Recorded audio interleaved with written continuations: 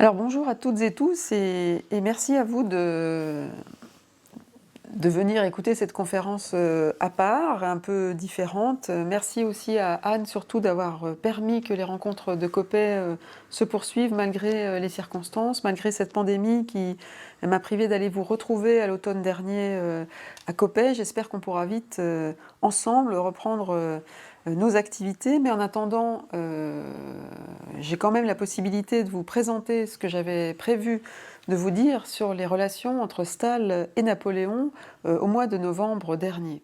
Donc j'ai intitulé cette conférence « Germaine de Staël et Bonaparte, ennemis ou alliés ?» avec comme sous-titre « Retour sur une histoire de passion ». Alors effectivement, on a beaucoup parlé des relations entre Staël et Bonaparte. Vous-même savez déjà sans doute beaucoup de choses sur ce couple mythique de cette période de l'histoire française et européenne. Et le moins qu'on puisse dire quand on s'intéresse aux relations entre Staël et Napoléon, c'est qu'il y a de la passion partout. Et il y a même des passions partout dans ce dossier. Évidemment, des passions chez les deux protagonistes. Vous le savez, je reviendrai sur les détails tout à l'heure, mais on peut dire que Staël a détesté Napoléon plus que quiconque dans sa vie, et Napoléon lui-même a voué à Staël une haine féroce, a écrit des choses sur elle absolument affreuses aujourd'hui, qu'on a tous en tête. Je vous donnerai quelques exemples si vous voulez. Donc il y a de part et d'autre déjà de ce couple mythique une détestation forte, bien sûr. Donc il y a au départ une passion affective entre eux. Ils s'admirent et se craignent. À quoi s'ajoute comme autre passion, et il faut bien sûr en tenir compte, c'est très important, le fait que ce couple Staël et Napoléon soit un homme et une femme qui, du coup, ne peuvent pas s'empêcher de se considérer l'un l'autre avec l'idée qu'ils ont en tête de ce que doit être un homme et de ce que doit être une femme. Donc, dans la matière passionnelle que constitue cette relation Staël et Napoléon, le masculin et le féminin jouent un rôle très important. Par exemple, vous le savez, la première fois que Staël rencontre Napoléon, donc alors qu'il est juste victorieux des campagnes d'Italie, qu'il est encore juste un général doué, un militaire, mais qui n'est pas encore du tout un homme politique, elle a beaucoup d'admiration pour lui, mais Staël arrive aussi face à Bonaparte, qui s'appelle encore Bonaparte, avec en tête l'idée de ce que doit être un homme et un grand homme. Et Staël a certaines conceptions du masculin qui sont peut-être surprenantes quand on la connaît, mais qui ne sont pas spécialement féministes. Staël aime les hommes de pouvoir, elle aime les hommes brillants, elle aime les hommes maîtres, et du coup elle a une certaine idée du masculin, à la fois glorieux et chevaleresque, qui vont compliquer ses relations à Bonaparte. A l'inverse, Bonaparte a lui aussi des idées sur les femmes, mais qui ne sont pas du tout non plus des idées, vous vous en doutez, féministes, c'est le moins qu'on puisse dire. Pour lui, les femmes doivent faire des enfants avant tout et rester dans la sphère domestique ou dans des fonctions naturelles que d'ailleurs le Code civil vont entériner un peu plus tard. On ne peut pas dire que le Code civil soit un pamphlet féministe qui assigne à la femme des rôles tout à fait domestiques. Donc, lorsque Bonaparte va rencontrer Staël, il va être heurté par une conception de la féminité tout à fait à rebours de ce qu'il a en tête. Il va voir une femme qui a certes eu des enfants, mais qui ne s'en occupe pas au quotidien, qui les confie à d'autres, et une femme passionnée par la politique, du fait de son père, Necker, du fait d'un héritage familial, du fait qu'elle soit fille unique aussi, de ce couple politique qui a été les Necker. Donc Bonaparte ne sait pas quoi faire avec Staël sur le plan féminin, et tout ce qu'il trouve à lui dire, c'est une réplique célèbre lorsqu'ils se rencontrent, c'est une femme doit être à la cuisine. Ce qui a fait beaucoup rire tout le monde, et ce qui a a été le début d'une histoire de malentendus sexués entre eux, on peut dire, hein, parce que pour lui, elle n'est pas ce qu'une femme doit être, et pour elle, il n'est pas ce qu'un grand homme doit être, c'est-à-dire quelqu'un qui a des principes, quelqu'un qui respecte les adversaires, quelqu'un qui est certes glorieux, mais qui reste un chevalier, comme on pourrait dire dans la tradition courtoise. Donc j'insiste un peu là-dessus pour commencer, parce que ce rapport masculin et féminin, ce rapport de genre, on dirait aujourd'hui, mais bien sûr on ne disait pas ça comme ça à leur époque, est très important. Et il a longtemps et lourdement pesé dans l'archéologie des relations entre Staël et Napoléon. Parce qu'on a beaucoup dit, oui, mais finalement Staël, elle a été conduite par Napoléon, elle aurait voulu lui plaire, et finalement elle n'a pas réussi à le séduire. Autrement dit, la haine qu'elle lui voue serait d'abord la haine d'une femme un peu blessée. Pas du tout. Ça joue un rôle important au début, mais ce n'est pas seulement le cas. Donc il y a une passion affective, je vous le disais, il y a une passion masculin-féminin, une passion de genre, une passion sexuée très forte, et puis il y a aussi une passion dans l'historiographie. Hein, bien sûr, tous ceux qui ont travaillé sur les relations entre Staël et Napoléon depuis cette époque, depuis les années 1800, hein, depuis 200 ans à présent, se sont eux-mêmes longtemps engouffrés dans deux voies passionnelles. Et vous avez aussi bien des historiens qui, au XIXe siècle et dans la première partie du XXe siècle, ont répété à l'envi que Staël était une femme intrigante, c'est le mot qu'on trouve le plus, c'est-à-dire une femme qui se mêlait de dossiers qui finalement ne relevaient pas du tout de ses prérogatives. La femme n'avait pas à s'occuper de politique, n'avait pas à tenir tête non plus à un chef militaire. Donc là, il y a eu toute une première historiographie qui nous paraît aujourd'hui très datée, hein, mais qui a pesé très très lourd sur la manière dont on a raconté l'histoire. Donc il y avait un discours un peu misogyne quand même, qui rappelait que finalement Staël était sortie de son rang et qu'elle n'avait eu finalement que ce qu'elle méritait. Et puis il y a eu à l'inverse un discours sinon victimaire, qui n'est pas du tout plus intéressant non plus, mais qui a consisté à dire que Staël finalement avait souffert, qu'elle avait traversé des épisodes pathétiques, douloureux à cause de Bonaparte, et donc qu'elle était une victime. Les deux sont faux. Les deux sont en partie faux, c'est-à-dire qu'en réalité, Staël elle a souffert, je vais vous en parler, mais elle a très rapidement décidé de faire quelque chose de cette opposition à Bonaparte pour ne jamais rester justement dans la position de la victime pathétique dans laquelle toute une autre historiographie l'a enfermée. En gros, la femme, elle est soit hors de son rang, soit pathétique et fragile. Et le cas Staël face à Napoléon déjoue ces deux assignations. Donc c'est pour ça qu'il faut prendre en compte les passions qui ont jalonné cette histoire pour pouvoir un tout petit peu mieux s'en libérer. Donc, pour reprendre ce que je vous disais, il y a eu des passions dans les protagonistes fortes, il y a eu aussi des passions dans la manière dont on a raconté cette histoire, mais pour autant, je crois qu'aujourd'hui, on peut reprendre ce dossier avec un nouveau regard. Non pas qu'il faille enlever les passions de cette histoire, hein, c'est pour ça que j'ai intitulé ça « Retour sur une histoire de passion », mais parce qu'il faut plutôt envisager les passions comme ayant un autre rôle que celle qu'on leur a attribuée, celui qu'on leur a attribué. Les passions, dans la relation entre Staël et Napoléon, elles sont d'abord un symptôme. C'est ce dont je vais commencer à vous parler un peu plus précisément. C'est-à-dire que de part et d'autre, on souffre de cette histoire. Et Napoléon et Staël sont violemment et profondément affectés par les obstacles qu'ils représentent l'un pour l'autre. Mais ça, c'est un premier temps de l'histoire, qui va être aussi le premier temps de ma conférence, parce qu'ensuite, ce qui est beaucoup plus intéressant et très staélien, c'est que cette douleur que Staël vit plus fort, dans la mesure où elle est sanctionnée, elle est exilée pendant 12 ans, donc elle est, touchée durablement dans sa vie et même dans le dernier quart de sa vie, parce que finalement elle meurt 3 ans après l'abdication de Bonaparte. Autrement dit, c'est toute la dernière séquence de sa vie qui est associée à la proscription, à l'interdiction du séjour en France, au refuge à Coppet, puis au refuge en Angleterre, en Allemagne d'abord, enfin à toute cette errance qui est la sienne à partir de 1802. C'est pas rien quand on a 40 ans et qu'on meurt à 51 ans, on ne le sait pas, que les 11 années qui restent doivent se passer retrouver hors de chez soi, loin de sa famille, loin de ses proches, loin de la patrie qui est la nôtre. C'est une vie très particulière que la vie de Staël. Elle paye très cher son opposition à Bonaparte. Mais cette souffrance, elle va très vite décider d'en faire quelque chose, je vous disais. Et Staël va orienter sa souffrance, ce qui brise sa vie, de sorte à en faire l'instrument d'une analyse. C'est-à-dire que pour elle, quand on souffre de quelque chose, on est paradoxalement mieux à même aussi de pouvoir en proposer l'autopsie critique. Et c'est en cela que Bonaparte joue un rôle très important dans la carrière de Staël, pas seulement parce qu'il la fait souffrir, mais parce qu'il déclenche aussi chez elle, du fait même de cette souffrance et de ce que Staël réussit à en faire, une analyse, ce que Staël appelle une considération.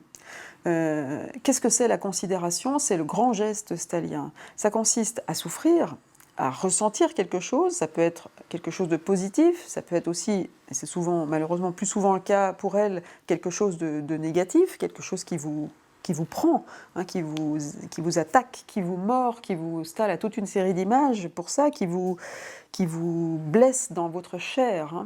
Une griffe, elle utilise souvent cette image, quelque chose vraiment de très physique qui vient vous fouiller comme ça, vous blesser à l'intérieur de vous.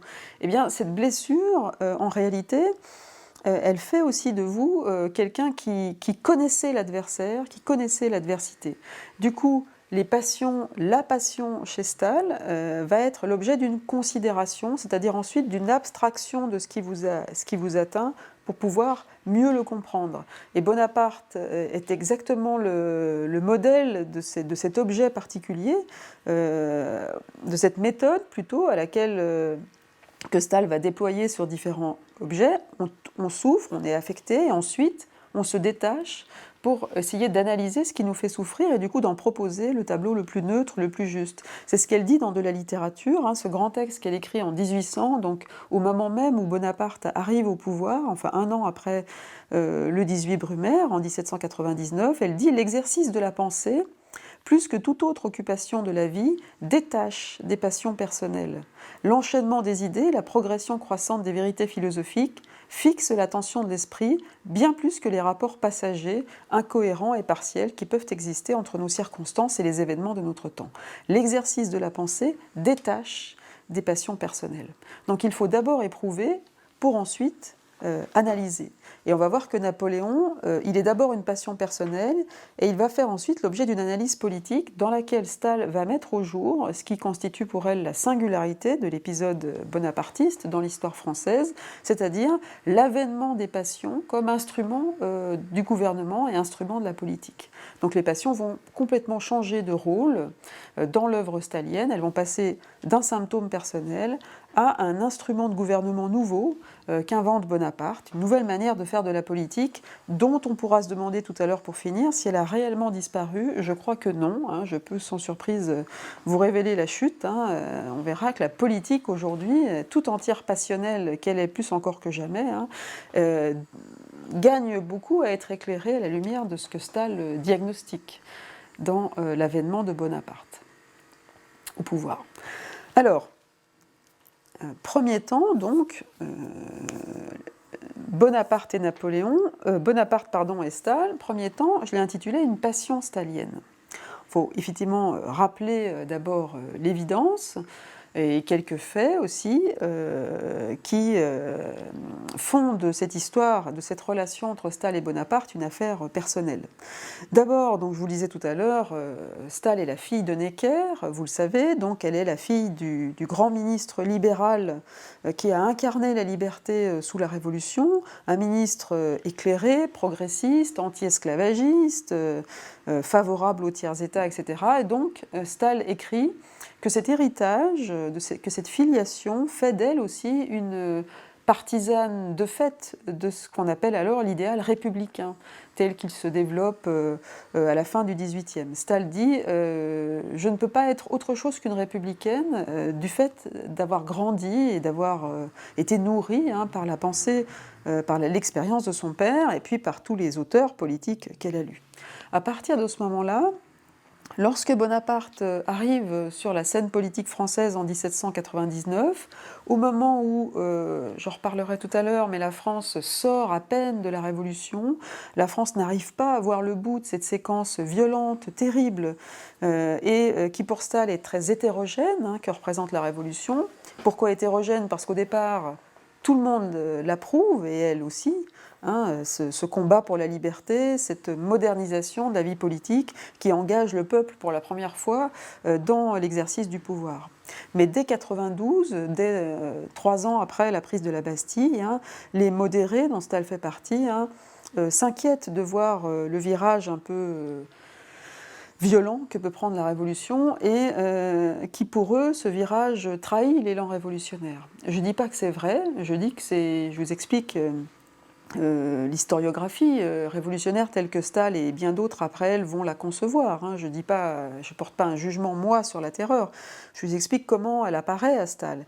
Elle apparaît comme un dévoiement de l'idéal républicain, elle apparaît comme un dévoiement du combat pour la liberté. Donc elle reste, elle, fermement attachée à l'équilibre des pouvoirs, au fait que personne ne doit jamais confisquer l'autorité, même le peuple. Et c'est en cela qu'elle a une position là-dessus libérale, on dira, au sens 19e du terme, alors que bien sûr les gens qui sont beaucoup plus à gauche qu'elle à l'époque, qu'elle appelle les jacobins, pour reprendre sa terminologie, pensent au contraire qu'il faut donner tous les pouvoirs au peuple pour porter jusqu'au bout le combat révolutionnaire. Pour Staël, il faut donc éviter deux extrêmes. En 1799, la France est menacée de deux extrêmes. D'un côté, l'extrême qu'on pourrait dire populaire, l'extrême qu'elle appelle jacobin, c'est-à-dire on dirait aujourd'hui une dictature populaire, dont la terreur a été le modèle, c'est-à-dire que c'est le peuple ou des représentants du peuple qui prennent le pouvoir, ce qui pour Staël est très dangereux parce que ça n'a pas de limite. Mais c'est tout aussi dangereux à l'autre opposé si on confie la totalité du pouvoir à un seul homme. C'est la tradition monarchiste absolue qui a été celle de la France longtemps, en tout cas pendant les 500 ans d'Ancien Régime. Et pour Staël, c'est tout aussi inenvisageable de confier le pouvoir aux mains d'un seul, comme on ne peut pas non plus confier le pouvoir aux mains d'une seule identité, fût-elle la nation. Donc l'idéal républicain qu'elle défend, c'est un idéal d'équilibre. C'est-à-dire à la fois un homme fort, mais des institutions qui fonctionnent comme des garde-fous pour éviter que cet homme fort ne devienne un despote, pour employer le mot de l'époque, pour désigner le pouvoir absolu. Ce modèle, bien sûr, vous le savez, Staël le trouve en Angleterre, dans le système de la monarchie constitutionnelle qui existe depuis bien plus longtemps que chez nous, et qui existe encore aujourd'hui d'ailleurs en Angleterre, et qui pour Staël présente toutes les garanties d'un exercice du pouvoir équilibré, dans lequel personne ne peut jamais confisquer l'autorité. Pour elle, le pire, c'est l'autorité qui disparaît. Ce qui laisse encore des traces très lourdes dans notre histoire française, entre parenthèses. Mais bon, ça c'est un autre sujet, mais enfin vous voyez à quel point c'est des questions dont on peut débattre aujourd'hui encore. Beaucoup de gens disent qu'il manque chez nous encore des garde-fous pour empêcher le pouvoir de pouvoir prendre toutes les décisions. Donc c'est des problématiques qui sont les nôtres, qui se posent beaucoup moins dans d'autres pays européens. Donc lorsque Bonaparte arrive en 1799, il apparaît pour Staël comme le modèle de celui qui va pouvoir justement garantir à la fois une sortie de la Révolution, en étant un leader, on dirait aujourd'hui, en étant un chef incontesté, quelqu'un de très autoritaire, mais qui porte avec lui d'importantes victoires qui ont permis à la France de s'imposer petit à petit aussi sur la scène européenne. Donc il est à la fois un homme fort, dont la France a besoin, et il est à la fois un héritier de la Révolution. Quelqu'un qui a soutenu la Révolution, puisqu'il s'est battu aussi pour ça. Autrement dit, la garantie d'avoir à la fois un pouvoir fort et le respect des principes de la Déclaration universelle des droits de l'homme, le respect du principe du partage des pouvoirs avec la nation. Donc le modèle idéal pour Staël de ce qui s'apparenterait à une monarchie constitutionnelle. Et elle explique que aussi bien elle, personnellement, en 1799, que la France ont besoin d'admirer. Alors ça c'est très intéressant parce que il n'y a que Staël qui le dit dans ces termes-là à l'époque. Elle explique que nous, Français, nous avons un rapport à la politique passionnel, de fait, ce qui n'est pas le cas dans bien d'autres pays européens, ni à l'époque de Staël, ni à la nôtre aujourd'hui. Nous avons besoin d'admirer. En 1799, elle écrit dans ses considérations « L'admiration ne savait où se prendre ». C'est-à-dire qu'il y a une espèce de déficit d'admiration. Qui va pouvoir nous faire rêver? Il y a un besoin, on dirait aujourd'hui, de fantasme dans la vie politique française, et ce besoin de fantasme, il est en quelque sorte en panne en 1799.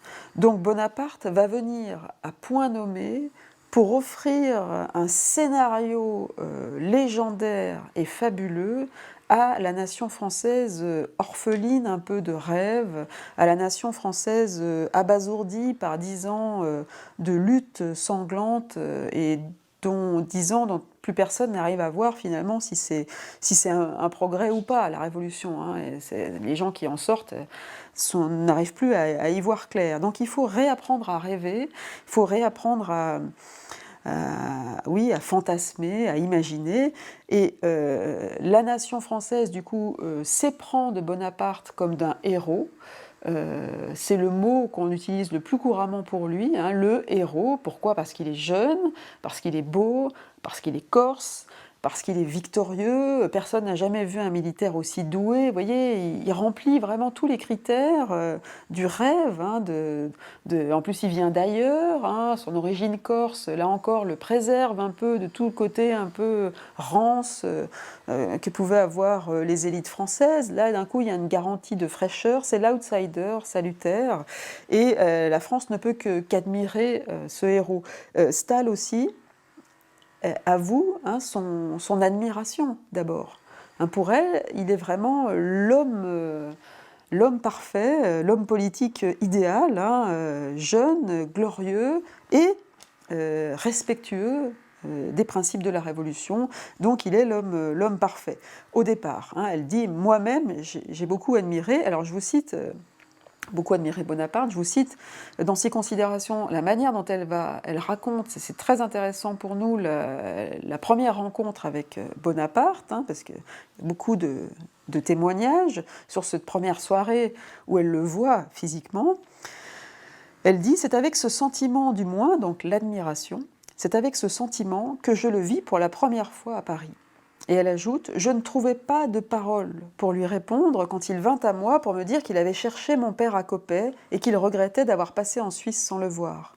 Mais lorsque je fus remise du trouble de l'admiration, un sentiment de crainte très prononcé lui succéda. » Alors vous voyez, dès la rencontre, Staël avec Bonaparte, Staël précise qu'il y a 3 passions qui se succèdent chez elle. Quelque chose de très rare dans son cas, et qui m'a frappé en préparant, le mutisme. Je ne trouvais pas de paroles pour lui répondre. Vous savez, on a toujours dit que Staël était vraiment la femme du verbe, la femme de la conversation, la femme du bon mot, de la formule. Enfin, elle n'est jamais à court de mots. Le silence n'est a priori, je dis bien a priori, parce que c'est plus compliqué, mais pas son mode de fonctionnement habituel. Or là, il se trouve qu'elle est réduite au silence. Elle ne trouve pas de paroles. Elle est en quelque sorte un peu sidérée, fascinée par l'admiration qui la subjugue, et puis elle le dit, elle est troublée, elle est complètement comme devant une star en fait, à qui vous attendez de parler depuis 10 ans, puis quand vous êtes à côté, il n'y a plus un mot qui vous vient parce que vous êtes trop impressionné. Et puis ensuite la crainte, troisième passion dont parle Staël. Alors ça, c'est le premier temps, très important, c'est un temps passionnel positif. Vous voyez, l'admiration, le trouble, l'élan, le fantasme, le besoin de rêve. On voit très bien que Bonaparte, dès son apparition sur la scène politique française et dès son apparition dans la vie stalinienne, n'est pas un personnage rationnel. Il joue sur de tout autre ressort que l'adhésion politique. Mais à ces passions positives vont très vite succéder des passions nocives, des passions douloureuses. Ça dure, cette idylle, elle dure 2 ans, même pas, elle dure 1 an. 1799-1800, dès le coup d'État du 18 Brumaire, en réalité, Staël et ses amis pressentent le danger dans cet homme providentiel qui se prétend l'héritier de la Révolution, mais qui en réalité va très rapidement instaurer un pouvoir fort.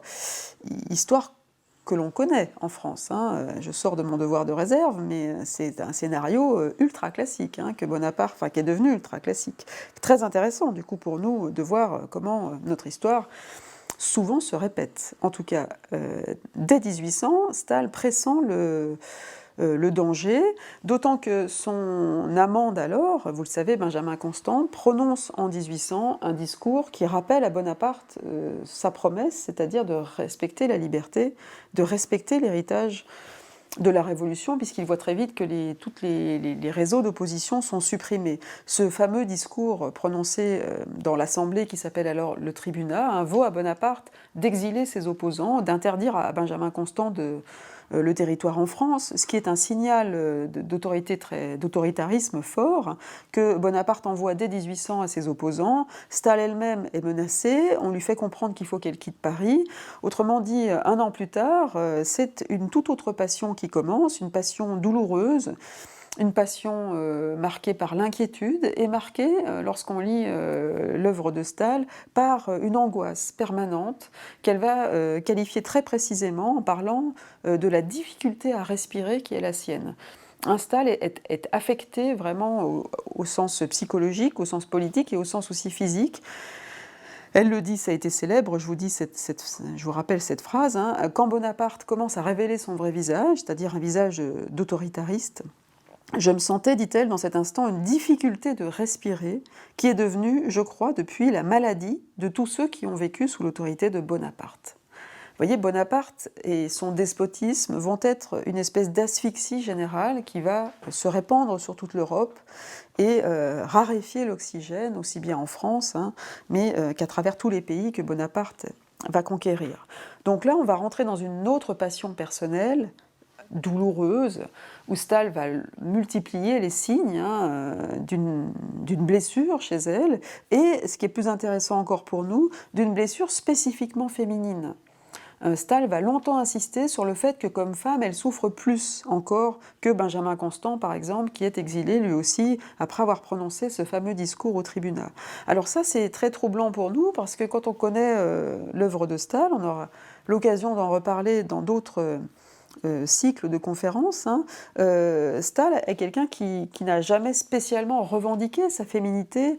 Au contraire, c'est quelqu'un qui a souvent pensé les obstacles qui pesaient sur les femmes. Quelqu'un qui a essayé de théoriser pourquoi il était à son époque plus difficile de faire carrière d'écrivain, par exemple, lorsqu'on était une femme, même si on est une femme de la haute bourgeoisie, même si on est la fille de Necker. Je pense en particulier à ce célèbre chapitre de la littérature, hein, qui s'intitule « Des femmes qui cultivent les lettres », dans lesquels Staël arrive à diagnostiquer les écueils particuliers auxquels se heurte une femme qui voudrait avoir une carrière indépendante de son mari. Il se trouve que Staël est la première femme auteure à être payée, à toucher des droits, à signer des contrats avec les éditeurs et à avoir aussi une autonomie financière, ce qui va être très important dans sa vie, à l'époque où les femmes, bien sûr, dépendent totalement de leur conjoint sur le plan économique. Donc Staël est quelqu'un qui a vécu une liberté féminine de ce point de vue-là, une vraie indépendance rare à son époque, quelqu'un qui a pensé le féminin aussi, et bon, ce que je veux dire par là, quelqu'un qui est capable de s'abstraire de sa condition féminine pour au contraire l'analyser et permettre aux femmes qui la liront de comprendre ce qui les empêche d'être libres. Eh bien, face à Bonaparte, toutes ces libérations, toutes ces extériorisations sont court-circuitées en quelque sorte. Bonaparte ramène Staël à sa féminité, la réassigne, on peut dire, à un féminin douloureux. Par exemple, face à lui, elle est obligée de constater qu'elle est très sensible, elle est trop sensible, comme si elle n'arrivait plus à s'abstraire de ce qui pour elle est une identité morale féminine. Je vous donne un exemple d'une lettre qu'elle écrit au frère de Bonaparte, parce qu'il y a un frère, vous le savez, ils sont plusieurs, ils sont 3 ou 4 je crois, au moins 3 garçons, Lucien, Napoléon et Joseph est l'ami de Staël, alors que bien sûr Napoléon c'est pas le cas. Voilà ce qu'elle écrit à Joseph Bonaparte en 1803, alors qu'on lui dit « il faut quitter la France, il faut quitter Paris, vous gênez ». Elle dit « je n'ai pas la force de renoncer à mes amis et à ma patrie, Je n'ai pas la force de vivre pour la gloire littéraire que je ne saurais acquérir peut-être si je prenais un tout autre parti. Et elle ajoute « Mes affections me dominent au point de pleurer jour et nuit depuis que je suis éloignée de mes amis. Puisque je suis femme à ce degré, il faut l'être tout à fait. Et je vous jure que si le consul m'accorde de revenir, il n'entendra pas plus parler de moi politiquement que de la femme orientale du général Menou. Puisque je suis femme à ce degré, il faut l'être tout à fait. » Donc vous voyez, Staël surligne en quelque sorte son féminin. Pour elle, elle réinvestit sa sensibilité. Elle n'arrive plus en un sens à y échapper. Elle redevient, face à Bonaparte, bien malgré elle, une victime vulnérable, indécente lorsqu'on la persécute. C'est sa fameuse phrase qu'elle écrit aussi bien dans 10 années d'exil que dans ses considérations. « Je suis la première femme que Bonaparte exila », mettant l'accent sur la disproportion du rapport de force entre l'empereur, à partir de 1804, et cette femme, qui est effectivement la seule qu'il a exilée, et qu'il a exilée pendant 12 ans, donc entre 1802 et 1814. Donc une douleur personnelle, une douleur collective, une douleur féminine, une passion pourtant, que Staël va assez rapidement essayer de convertir en autre chose, en clairvoyance, pour le dire plus précisément, en instrument d'analyse. Et c'est ce qu'elle écrit au moment où, dans le 18 Brumaire, elle assiste en direct au coup d'État qui va permettre à Bonaparte de devenir premier consul avant d'être empereur 4 ans plus tard. Elle dit « J'éprouvais à l'idée du triomphe de Bonaparte une douleur que je pourrais appeler prophétique. On aurait dit que la tyrannie la plus terrible s'était comme révélée tout entière à mon imagination. » Alors ça c'est très intéressant, tout ça c'est dans les considérations sur la Révolution française, c'est-à-dire qu'il y a toute la méthode stalienne dont je vous ai parlé tout à l'heure qui est explicitée.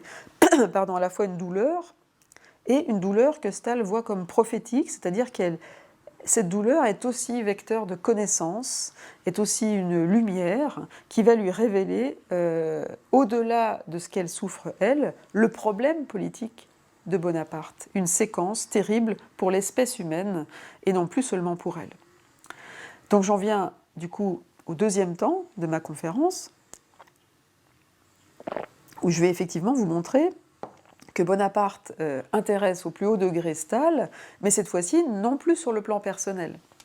On peut dire que Bonaparte va fasciner Staël comme un modèle de pouvoir original, nouveau, qu'il inaugure, un pouvoir qu'elle va analyser, et un pouvoir qu'on peut appeler un pouvoir passionnel. Alors effectivement, ce qui intéresse, ce qui passionne même, on pourrait dire Staël, c'est de comprendre pourquoi Napoléon a existé en France, puisqu'elle a la chance d'assister aussi à sa chute en 1814, et elle réussit aussi à écrire en quelque sorte à chaud sur cet événement politique. Qu'est-ce qui a rendu possible l'accession au pouvoir d'un homme fort en France? Qu'est-ce qui a rendu possible un empire qui a quand même duré 12 ans, enfin 13 ans même si on ajoute les 100 jours, 1802-1815. Qu'est-ce qui a rendu possible, alors que la France avait guillotiné le roi en 1794, le sacre d'un empereur 11 ans plus tard en 1804?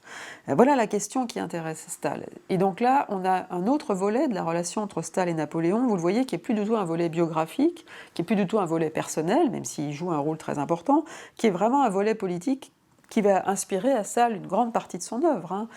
Aussi bien les considérations sur la Révolution française que les 10 années d'exil vont être une tentative d'analyse, enfin une tentative réussie, une analyse aboutie du mystère politique français. Qu'est-ce qui a rendu possible ce coup d'État et puis cette séquence politique longue, particulière. Alors, Staël va expliquer, j'en ai un peu parlé tout à l'heure déjà, que Bonaparte bénéficie d'un contexte passionnel particulier. Autrement dit, ce qui va expliquer son adhésion, l'adhésion qu'il va provoquer, ce qui va expliquer son arrivée au pouvoir et la fascination qu'il va exercer, ce n'est pas son programme politique, il n'en a pas d'ailleurs, positivement, c'est plutôt le terreau passionnel dans lequel Bonaparte va s'inscrire. Je disais tout à l'heure, il y a un besoin de rêver, il y a un manque d'admiration, il y a un besoin de fantasme, et Staël va lire la Révolution à la fois comme un héritage politique particulier, c'est-à-dire que la Révolution a légué bien sûr des principes structurels et déterminants qui régissent encore heureusement en partie nos vies aujourd'hui, mais la Révolution, elle n'est pas seulement des principes, elle est aussi une intensité politique particulière. Les Français qui sortent de la séquence révolutionnaire ont vécu une séquence extrême, ont vécu une séquence énergétique particulière, on pourrait presque dire ça comme ça. Sur le plan diététique, ils ont tout consommé, ils ont tout carbonisé. Vous voyez, il y a eu une électricité politique fabuleuse et à la fois terrifiante, mais on a vécu sur un mode passionnel très haut, très intense. Ce besoin d'extrême politique, il est pour Staël la signature française. Nous n'aimons pas nous ennuyer en politique. Nous, Français, alors que beaucoup d'autres peuples recherchent au contraire l'équilibre, la modération, n'aiment pas la politique quand elle est passionnelle. Ils préfèrent au contraire que la politique soit équilibrée. C'est le cas de l'Allemagne, c'est le cas de l'Angleterre, dont Staël parle beaucoup comme des contre-exemples. Elle dit, nous en France, on a besoin d'être excités en politique. On a besoin que ça nous passionne. Et du coup, la passion, c'est violent. Il y a des passions positives, des passions négatives. Et la Révolution, elle a donc habitué les Français, pendant 10 ans, c'est très long, 10 ans, à avoir la tête absorbée par la politique. Du coup, Bonaparte va répondre à ce programme d'intensité.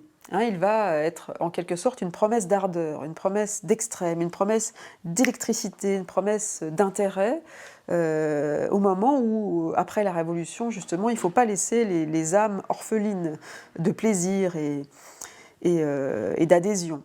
En plus, lorsque la Révolution s'achève et lorsque Bonaparte arrive, les Français sont pour beaucoup traumatisés par la terreur. En tout cas, c'est ce que Staël dit.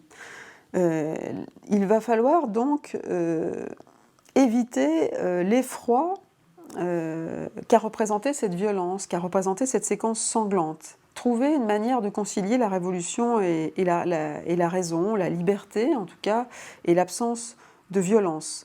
Du coup, elle va expliquer que Bonaparte, lorsqu'il va prendre le pouvoir, va non pas proposer quelque chose de positif, il ne va pas dire « voilà ce que je vais faire pour vous », mais il explique surtout qu'il va dire ce à quoi les Français échapperaient en les lisant. Pas en les lisant, parce que ce n'est pas d'élection, en adhérant, si vous voulez, à son modèle. Autrement dit, Staël va identifier dans la manière dont Bonaparte séduit les Français ce qu'on peut appeler une logique négative, c'est-à-dire Bonaparte attise la peur de ce qui, pour lui, constitue l'adversité politique principale, c'est-à-dire à l'époque les Jacobins, comme on les appelle, c'est-à-dire les terroristes au sens de la révolution du terme, c'est-à-dire des démocrates très à gauche, on dirait aujourd'hui, à qui on impute la responsabilité de la terreur. Alors, bien sûr, c'est plus compliqué historiographiquement que cela. Et du coup, Bonaparte ne convainc qu'en agitant le spectre des ennemis dont il est censé préserver les Français. Vous voyez, il ne convainc pas par un programme, il convainc en disant « je vous préserverai des autres ». Alors ça, c'est une manière de faire de la politique qui est tout à fait nouvelle. Jusqu'à présent, on n'a pas choisi un homme par peur d'autre chose. On a choisi un homme parce que, on ne l'a pas choisi de toute façon dans l'histoire française à ce moment-là, mais on attendait des représentants politiques ou du roi même qui nous fassent quelque chose. Or là, on attend de Napoléon qu'il nous débarrasse d'autre chose. Vous voyez, c'est un transfert de passion très habile et très particulier dans ce contexte politique. Ça, c'est le premier coup de force de Napoléon, première nouvelle manière de faire de la politique, telle que Staël, parce qu'elle est passionnée et parce qu'elle a souffert, va très vite identifier. Elle dit, voilà, il joue sur les passions. Première chose. Deuxièmement, dans sa manière même de gouverner, Napoléon va la fasciner tout de suite. Elle va constater, par exemple chez lui, dès qu'elle le rencontre, j'en ai parlé tout à l'heure, elle parle d'un sentiment de crainte qui la gagne, elle va constater chez lui un sens du mystère, un sens de la dissimulation. Ça va être très frappant dans la relation entre Staël et Napoléon. Elle va beaucoup insister là-dessus, sur le fait que cet homme apparaît comme indéchiffrable. Elle qui adore qui adore essayer de lire les gens, de les connaître, les gens qu'elle approche, cette sensibilité humaine va se heurter à un mur opaque. C'est ce que Staël appelle la grande équivoque. Napoléon. C'est une formule des considérations, la grande équivoque, c'est-à-dire ce type, on ne sait pas où il va, on ne sait pas ce qu'il veut dire, on n'arrive pas du tout à lire ses pensées.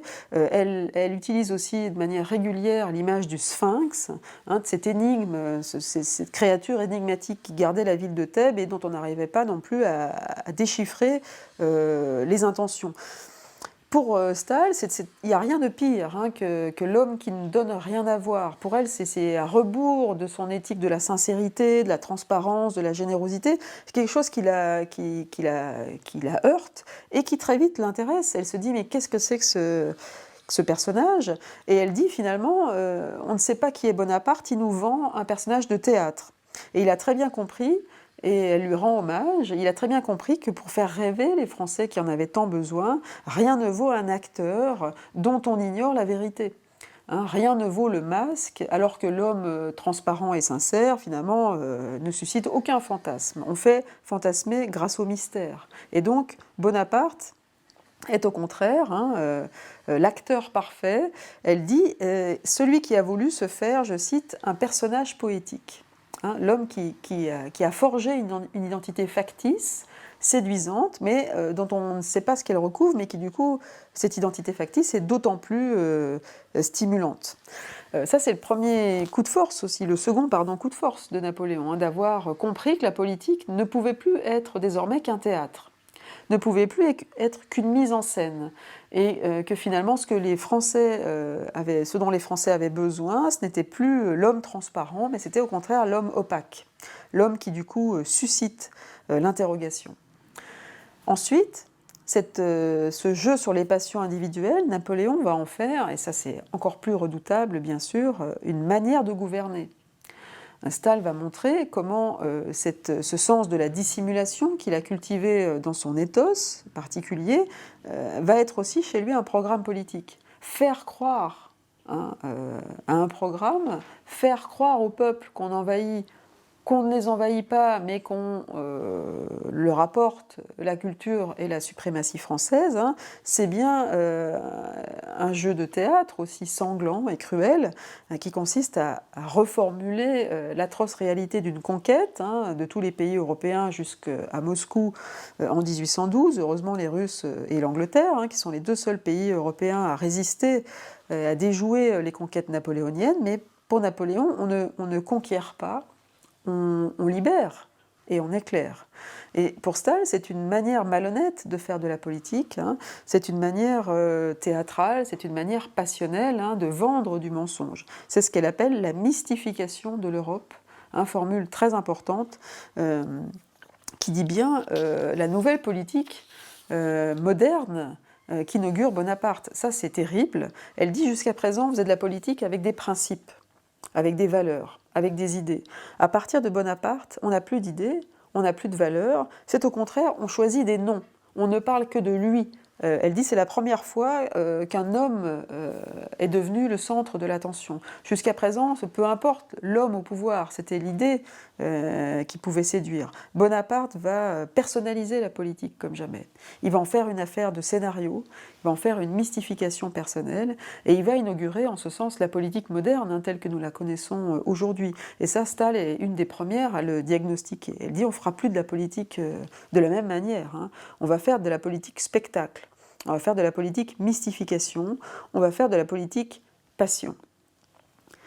Alors il faut, pour terminer, envisager un tout dernier point, le troisième, et je m'arrêterai ensuite, qui consiste pour Staël à se demander pourquoi Napoléon a a trouvé en France un territoire idéal. Qu'est-ce qui, dans la nation française, prédisposait en quelque sorte à cette séquence impériale? Ça, c'est le troisième niveau de l'analyse que développe Staël et le troisième rôle qu'elle confère aux passions. Elle explique en gros que pour que l'Empire fonctionne, hein, il fallait deux acteurs. Vous voyez, c'est comme, pour reprendre la métaphore du théâtre, plus exactement, pour qu'un spectacle soit réussi, il faut à la fois un bon acteur, mais il faut à la fois un public. Il faut à la fois une salle hein, qui apprécie. Il faut une chimie avec au moins deux composantes. Donc il y a à la fois un acteur de talent, qui est Bonaparte, l'art de la dissimulation, un stratège machiavélien, hein, c'est la métaphore et l'image, le modèle politique bien sûr que Staël mobilise en permanence, hein, l'art de mentir et du coup de fasciner. Mais cet art de mentir, il doit aussi rencontrer un public. Et donc Staël explique que la France est coupable aussi, ou responsable, ou complice, je ne sais pas comment le dire, du pouvoir impérial. Elle explique, alors ça on peut ne pas être d'accord, hein, mais c'est quelque chose qui ressort dans toute son œuvre, Staël explique que Bonaparte a été une passion française, et il l'est encore aujourd'hui. Vous avez autant de détracteurs de Bonaparte aujourd'hui, hein, de gens qui le considèrent comme un tyran, comme un dictateur, on dirait aujourd'hui, que de gens qui le considèrent comme le grand bienfaiteur de l'histoire européenne. D'ailleurs, de toute façon, il a une place majeure dans notre histoire. À Paris, une station de métro sur deux, une avenue sur deux porte le nom d'une des victoires de Bonaparte. Donc, de toute façon, le Code civil reste, même s'il a été aménagé structurel dans notre histoire. Bon. Mais l'héritage de Bonaparte aujourd'hui, il est très clivant hein, en France. Il y a vraiment du pour et du contre. Donc c'est une histoire qui est toujours passionnelle. Mais pour Staël, elle explique, elle a cette grande formule, hein, Bonaparte n'est pas un homme, il est un système. Formule qu'elle reprend deux fois dans son œuvre. Hein. Bonaparte n'est pas seulement un homme, mais un système. C'est une manière d'expliciter ce que je vous disais tout à l'heure, c'est-à-dire que pour elle, il ne l'intéresse pas seulement personnellement, l'homme, il l'intéresse aussi comme problème politique, hein, comme phénomène, comme séquence particulière, un système. Et si vous dites que Bonaparte est un système, cela met en lumière la complexité des éléments qui sont nécessaires à son avènement au pouvoir. Un système suppose des acteurs multiples, suppose une architecture complexe. Or, pour Staël, Bonaparte a trouvé en France hein, la nation idéale, en quelque sorte, pour prendre le pouvoir. Pourquoi il n'y a pas eu de Bonaparte en Angleterre, par exemple? Elle le dit, hein, elle a cette phrase assez dure, hein, parce qu'elle s'inclut bien sûr dans cette séquence, hein, elle fait partie des Français qui ont été aveuglés. Elle dit « Bonaparte est un homme que la résistance véritable apaise », et elle ajoute « Ceux qui ont souffert son despotisme doivent en être autant accusés que lui ». Vous voyez, si on fait le procès du bonapartisme, ce qu'elle fait d'ailleurs hein, en 1816, comme elle fera le procès de Robespierre et de la Terreur, elle dit ce procès, il faut assigner au tribunal l'ensemble des accusés. Et ce n'est pas simplement la figure de chef qu'il faut accuser de l'Empire, c'est aussi le peuple qui a accepté, qui a consenti, qui a accepté d'aliéner sa liberté. Comme Robespierre, pour Staël n'est pas responsable en soi de la terreur. Ça a été très facile de dire la terreur c'est Robespierre, on le guillotine et on tourne la page du bourreau. Non, Staël dit Robespierre, on lui a confié le pouvoir, on a accepté ce modèle. De la même manière, l'Empire est le résultat d'une complicité collective. Que Staël est, et ça ne lui a pas fait beaucoup d'amis, vous imaginez bien, la première à analyser aussi froidement, hein, nous sommes aussi coupables d'avoir été victimes de Bonaparte. Alors pourquoi? Pour finir, parce que pour elle, la nation française est une nation trop jeune politiquement en 1800. Une nation qui n'a pas en quelque sorte l'expérience de la liberté. Elle explique, alors on peut ne pas être d'accord, hein, je ne prétends pas que ce soit la vérité, mais Staël est la première à le dire, et la première femme aussi, en plus, à oser le dire, hein, ce qui lui a valu, vous imaginez, des attaques très virulentes. Non seulement elle se mêle de politique, mais en plus elle a des analyses très, très dures, hein, ou très lucides, plus exactement. Elle explique que la liberté, c'est à la fois naturel, et en même temps, ça s'apprend. C'est-à-dire que participer au pouvoir, de devenir un citoyen actif, s'engager dans la nation, suppose de connaître le fonctionnement du pouvoir, suppose de connaître aussi les dangers du pouvoir, suppose en quelque sorte une maturation politique qui prend beaucoup de temps, qui suppose aussi un savoir, des gens éduqués, des écoles, etc., ce qui n'était pas du tout le cas dans la France de l'Ancien Régime, où, bien sûr, le pouvoir était accaparé par une minorité malhonnête et bien sûr qui n'avait pas du tout l'intention de le partager. La Révolution va donc partager le pouvoir, bien sûr, mais en même temps elle va partager le pouvoir à des gens qui, pour Stahl, ne savent pas encore quoi en faire, et qui du coup sont plus aisément manipulables, plus aisément qu'on trompe plus facilement.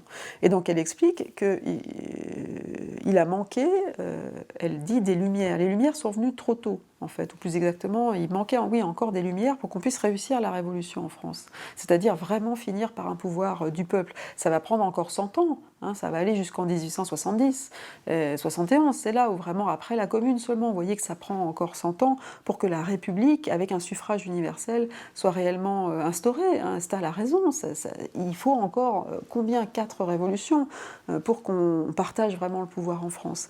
Et elle explique que finalement Bonaparte n'est que le symptôme d'une nation à qui on n'a pas encore appris la liberté. Voilà. Je vous remercie.